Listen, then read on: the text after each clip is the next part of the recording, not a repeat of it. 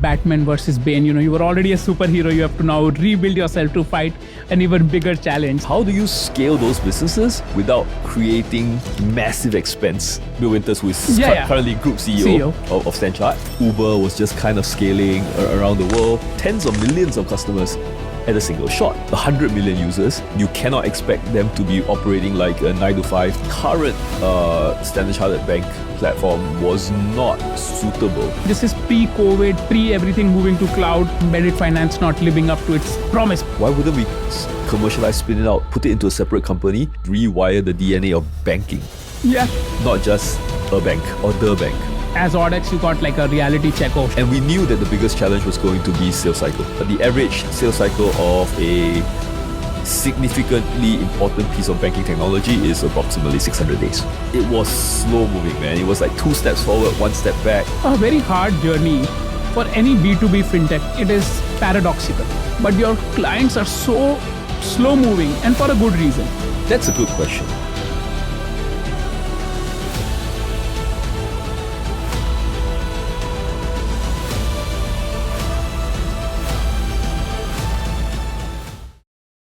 Welcome back to another episode of In the Grill by Digi Janis. In case you don't know why the name is In the Grill, wait till we ask our questions.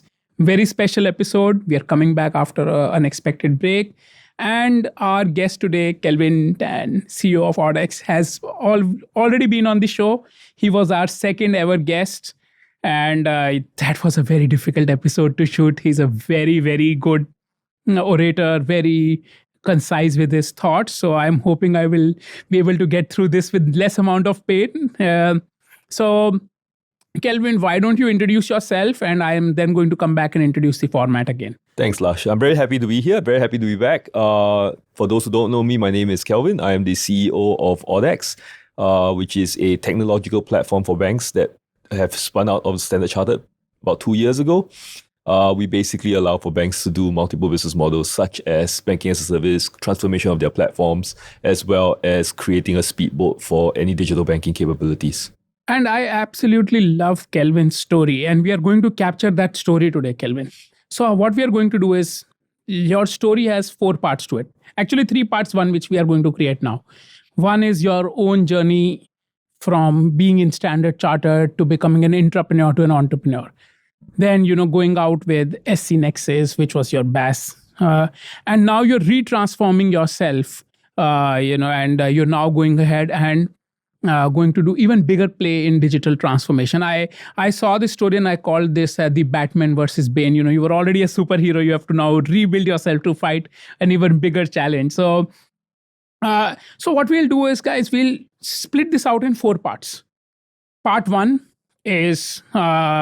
or what you call as the journey of a Standard Chartered employee into an intrapreneur, into an entrepreneur.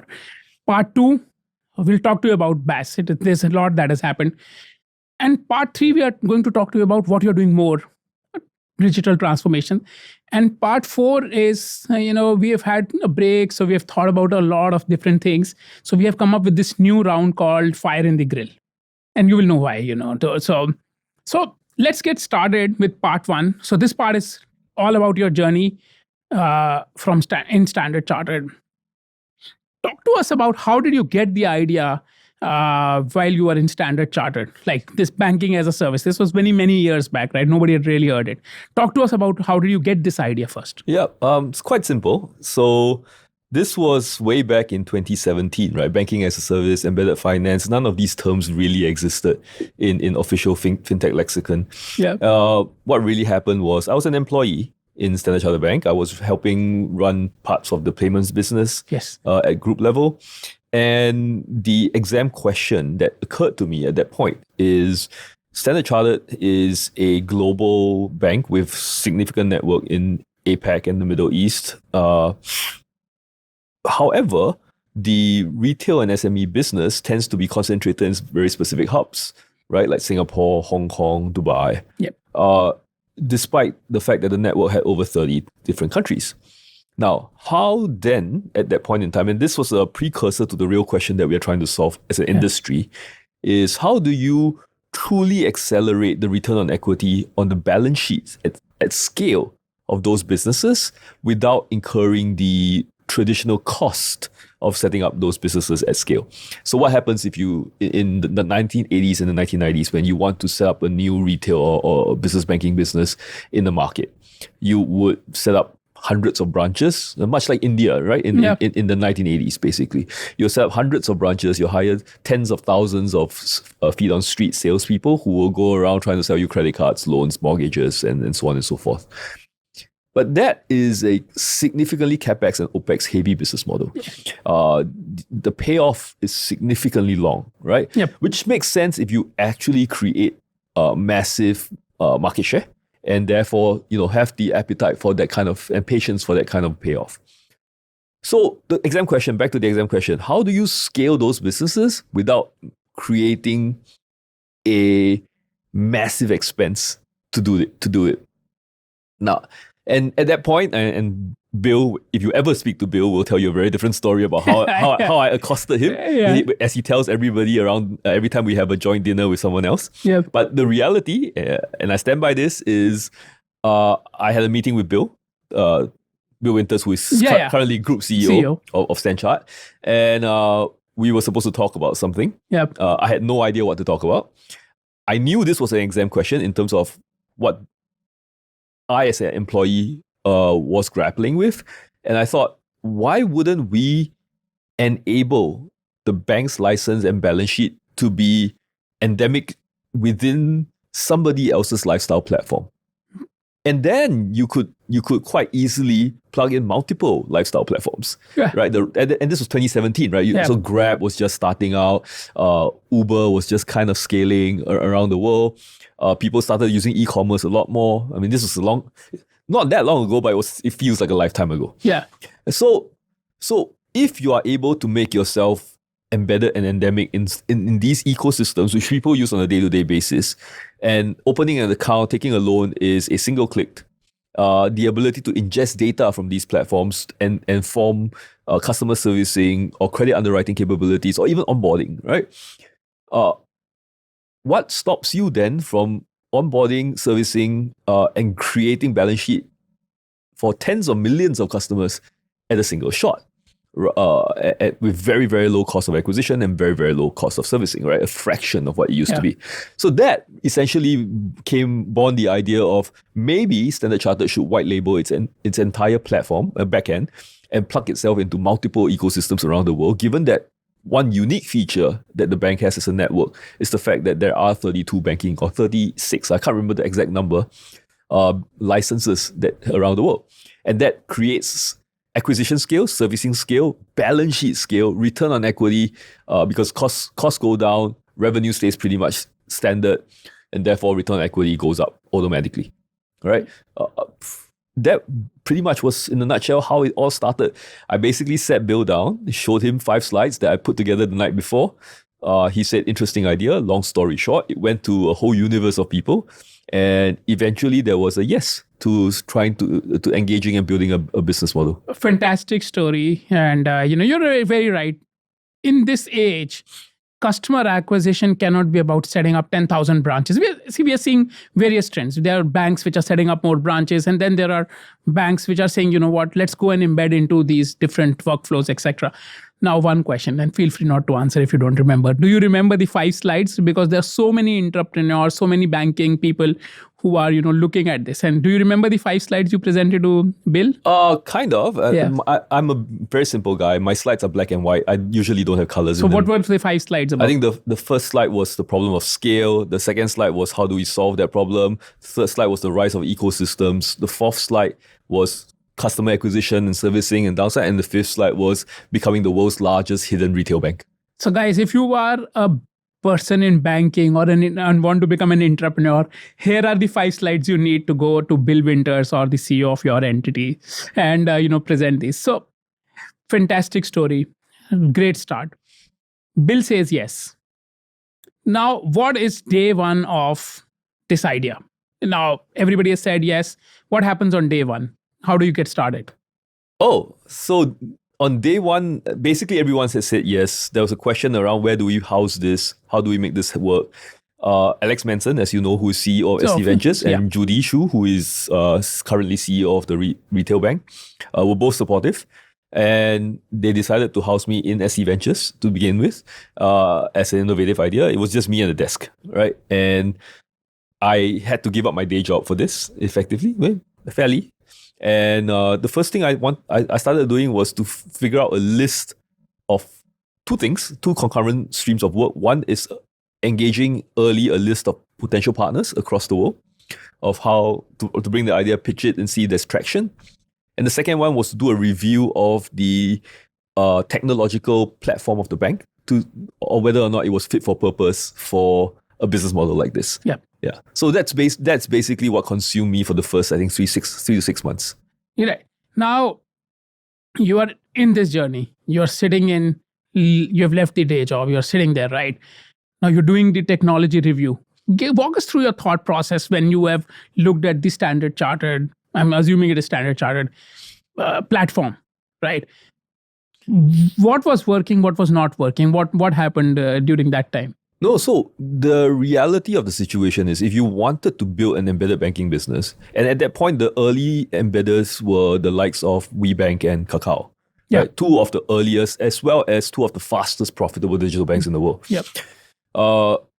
What you need to cater for specifically is the ability of your platform to handle millions of concurrent users. Because when you plug it into someone with 100 million users, you cannot expect them to be operating like a 9 to 5 branch banking kind of a volume and scale. Yes. And as such, what we looked at was resilience. What we looked at was scalability of the platform. Can it be infinitely scalable in terms of its data nodes? Can it be cloud native so that we are able to host it elsewhere? And so on, and security, and so on and so forth. By and large, the conclusion was that a lot of the current, well, this was 2017. That's changed a lot since then, by the way. Yeah, absolutely. Yeah, this is 2017. A lot of the current Standard Chartered Bank platform was not suitable for an elastic, scalable business model that has to expand and shrink on demand. Yeah, that's basically it. And so we then went back and said, okay, in order for us to build out a full complementary solution, but you have to adhere to regulatory compliance, right? So it has to be linked. You have to dedupe the customers. You have to go through regulatory reporting, all the nice downstream work that has to happen. So we basically figured out at a high level, in principle, what we needed to build and where we needed to integrate. Fantastic. So this is the birth of SC Nexus as we knew it. So now you've figured out the technology needs an upgrade and say, listen, there is, if anybody is listening to this, you have to understand this is pre-COVID, pre-everything moving to cloud. This is on-prem solutions, etc. So, the scalability, elasticity of these systems was not what it is today, and it is a very different ball game today. So you figured out you need to do this. That was challenge one.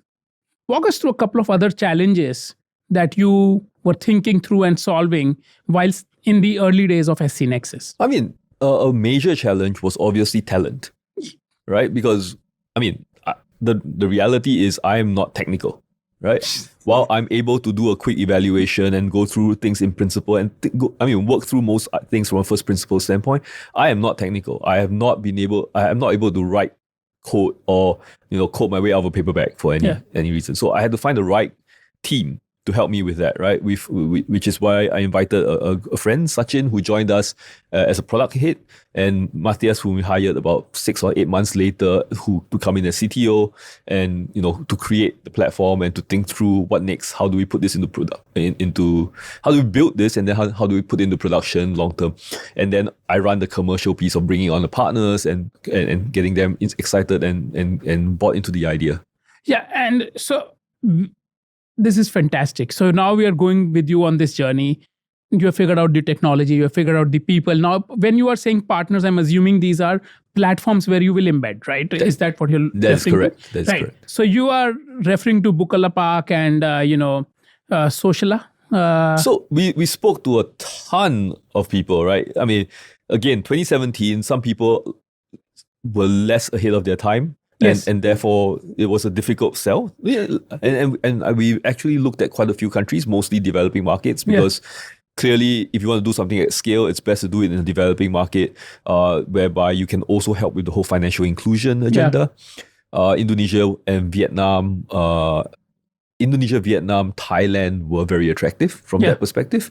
And so we spoke to, I don't know, at least 50 to 60 different partners. Got through multiple rounds with a lot of partners, and eventually we did end up signing and announcing a relationship with Bukalapak and Sosiola. Yeah, and I remember. So I still need to charge you for the publicity I have given you. You launched that card, looked beautiful, and we talked about on how you were innovating, how you were using the bank's charter and ecosystem and going out there with this. I want to take you a step back. You said something very interesting here, and we're going on a tangent, I know, but what in these markets was very appealing to you as a BaaS provider? You said Indonesia, Vietnam, and Thailand were appealing. What was appealing to you? It's very simple. A couple of things. There are three main reasons you would do it in those markets. One of which is obviously scale, right? You won't do it in Singapore. You've got 5 million customers, 5 to 6 million population, 95% banked, most of them with large incumbents. So as an opportunity, it's a much harder discussion to have from a conversion standpoint. Malaysia, similar in that regard. But in Indonesia, in Vietnam, in Thailand, you've got, tens, even in Indonesia's case, hundreds of millions of both underbanked and unbanked customers, which you, as a traditional bank, you will never have access to, or will not be able to get to them because you can't build branches in the middle of rural, island number 5,000 in Indonesia, right? So, whereas these platforms are ubiquitous in those countries. So those are the markets that we targeted because it served the purpose of scale. It served the purpose of, Standard Chartered is here for good and therefore served the purpose of financial inclusion. Right? Plus, it also created the ability for us to look at third-party data in a lot more comprehensive manner. In Singapore, a lot of it's already centralized in GovTech or in SingPass. Whereas in these markets, you tend to have to get a lot more creative with regards to the data that you access in market to do onboarding, to do credit underwriting, to do assessments of those individuals. No, absolutely. And I'll tell you, I've loved your partnership with Bukalapak. I've been very close to the Indonesian ecosystem, getting credit early to all these sellers, getting a platform like that enabled is amazing use case. Like people talk about embedded finance not living up to its promise, but this is one use case I absolutely loved seeing. Now, see, obviously, when you came up with this idea, great journey up until now, what was the discussion with Alex and Manson on what needs to happen for SC Nexus to become Audax? No, so it was quite simple. About, say, a third, well, depends on how you slice the pie, a third or halfway through building Nexus, building the platform for Nexus to go into production, we realized that there was an opportunity to commercialize that platform, right? Because we're building a bank-grade, end-to-end comprehensive bank in the box, for the lack of a better word, right? Plug and play digital banking, whichever term you want to use. And it is easily deployable, infinitely scalable in the right environment, and agnostic to infrastructure. Which is why we designed it that way. We designed it from scratch. And if we were building it and trying to support a business model within a global bank, which means we had to go through all the rigorous compliance requirements of every global, regional, and local regulator, why wouldn't we? And at this point in time, there weren't that many providers, if any, of the same sort out there. Why wouldn't we commercialize, spin it out, put it into a separate company, and sell it, commercialize it to banks around the world? And this was very much in line with the ethos of SC Ventures, right? SC Ventures' tagline is rewire the DNA of banking. Not just a bank or the bank. And creating a product that fundamentally can alter and empower banks and FIs around the world to pursue alternative digital banking models at scale is rewiring banking. Yeah, absolutely. See, you have to love the idea of SC Ventures. Like I am an outsider, and I see different approaches to innovation. There are labs, there are incubators that people are funding, and then SC Ventures is in itself a venture fund, right? And you have to love the idea, because what it is saying to you is that if you are good enough, then go out and become an independent company and rewire banking, and it gives you this whole thought process that you have to go and do it for more people, more banks, etc., because you're rewiring banking, right? How difficult is it to go out as SC Nexus and sell to other banks? Because banking, people have inertia, people have fear, there is a lot going on, right? Are people worried when you come out of Standard Chartered to work with you as a vendor? So, firstly, we didn't come out as SC Nexus. We came out on day one as Audax, right? SC Nexus remains in the bank. It continues to exist as a separate business. So at some point, I had to make a choice. Do I want to stay in the bank to run SC Nexus, or do I want to be CEO of a technology company? So, given that I'm here, it's clear which choice I made. Yeah. Obviously, we're still very closely aligned with the bank, and the bank is the main SC Ventures is our main shareholder at this point. No, the short answer to your question is, we thought the hypothesis was at the very beginning that we would be helping, tier 2, tier 3 banks, because some of the tier 1 banks may view Standard Chartered as a competitor. Yeah. But that's not been the case, at least not in our experience.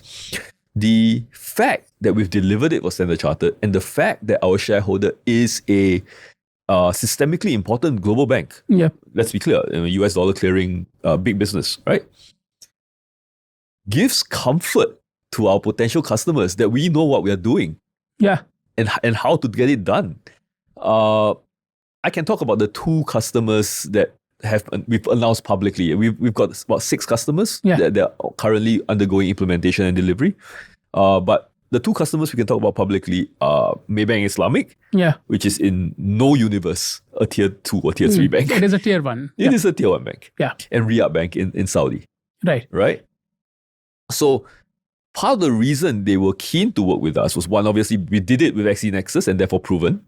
And 2, the fact that we are held by Standard Chartered gives them comfort that we are not a fly-by-night fintech who could disappear tomorrow. Yeah. And the whole ecosystem is maturing. I've been part of conversations, and they're like, "Oh, you're owned by the bank, where this will not fly through." And I've been at Symphony, and I've heard all of these conversations so much that if you come and tell me this, I feel like the ecosystem is maturing. You've done a great job of separating out SC Nexus and Audax. I know the credit where it is due. Now let's talk about, at what point did Audax become separate from SC Nexus? Talk to us about that. So officially, Audax became an independent company, incorporated, I think, August 2023. Okay. Right. But the separation of the business management of Nexus happened maybe 6 months before that, because I basically spent the whole of 2023 operationalizing Audax. Yeah. Clearly, IP transfers, people transfers, contracting, moving the code, setting up the infrastructure on the side of Audax. All of that took a heck of a lot of time when coming out of a large regulated institution. Oh, absolutely. And that is going to be another masterclass when you come back for the 3rd time on the show on how to do that. Now, Audax, day 1. Talk to about one assumption that you had, or one thing that was working really well. And as Audax, you got like a reality check. Oh shit, this is different now. This is not SC anymore. So the reality check, I wouldn't call it a reality check per se. We kind of knew it, because a year before Audax happened, the plans for Audax actually was set in motion 18 months before the incorporation of the company. So a year before it happened, I spent quite a bit of time looking at, collaborators, people in the enterprise B2B bank technology space. And we knew that the biggest challenge was going to be sales cycle, right? Banks take a long time to make a decision. I mean, all banks do. Standard Chartered is not an exception. So leveraging our insights as to how the bank itself makes decisions, we know that was going to be the major challenge. The average sales cycle of a significantly important piece of banking technology is approximately 600 days.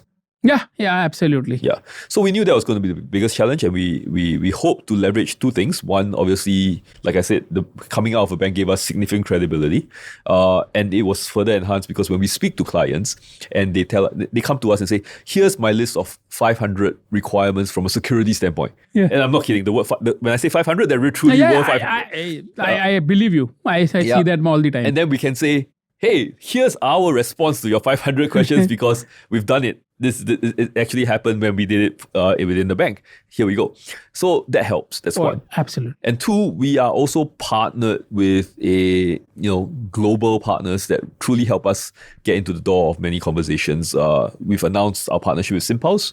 We are also partnered with a few other of the SIs, plus some of the consulting firms out there, a few of which you will hear in a couple of weeks. Yeah.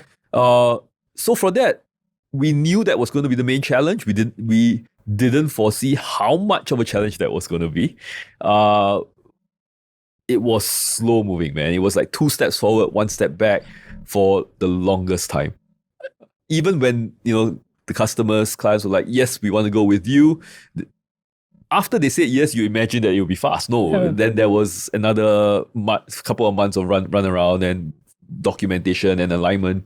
So while we were relatively successful in shortening the life cycle from 600 days, we actually got a mandate, our first mandate, external mandate, in 500 days. Yeah. I you see me smiling because in my day job, I actually do something very similar. I take an enterprise solution. I run global growth for, this FI. And a lot of times you will get to a yes in 30 days. And then it takes like another 7 months to clear every single thing, operationalize it, and then recognize the revenue. It takes another like 3-4 months. So it is a very hard journey for any B2B fintech. At this point now, you've become a B2B fintech. You're no longer a bank. You are no longer within a bank or team, but you are a B2B fintech. And I think being a B2B fintech is very, very hard. It is paradoxical. You need to move so fast to get to the next round of funding, to show growth, to open up more rounds of capital coming in. But your clients are so slow moving, and for a good reason.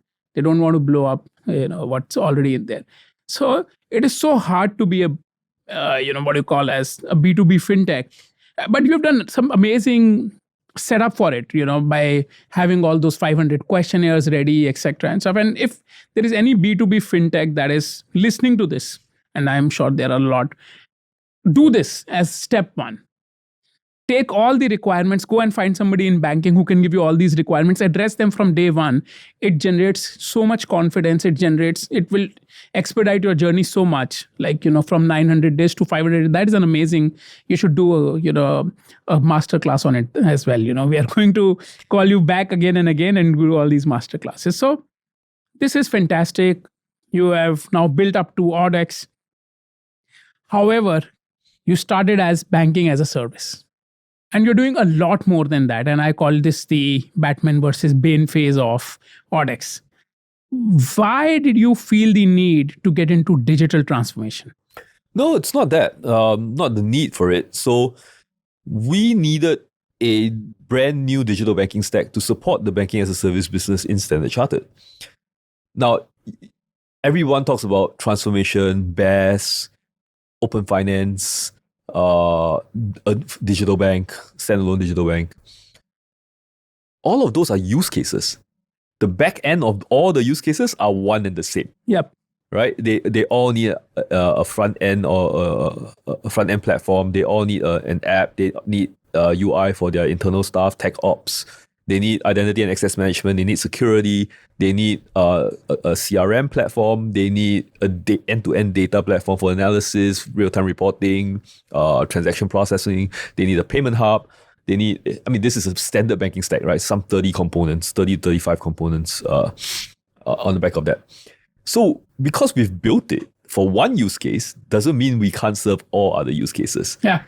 And different banks will have different strategies with regards to how they want to solve their ROE problem, which is the most pressing problem for banks globally today. Yeah. So the biggest problem globally is the fact that banks or investors in banks are demanding greater ROE of your balance sheet. The constraint is the fact that legacy technology doesn't allow them to pursue significantly differentiated digital business models to grow scale, which is the initial problem I had with StanChart. And as such, this is the problem I'm trying to solve. Having solved it in terms of creating the optionality for StanChart. Obviously, we didn't scale it to multiple countries because we had to do Audax. That continues to be an internal discussion. Yeah. But I'm able to now provide this optionality to banks around the world. Yeah. No, and Kelvin, this has been an amazing part one. We are coming to the end of this part one, and we are going to continue into your BaaS and your this. I would not call it pivot. I'll call it an extension of what you are doing and solving a much bigger challenge. If you could go back and do just one thing differently, what would that be?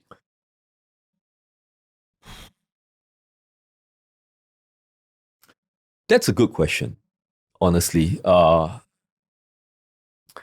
If I were to go back and do one thing differently, what would that be?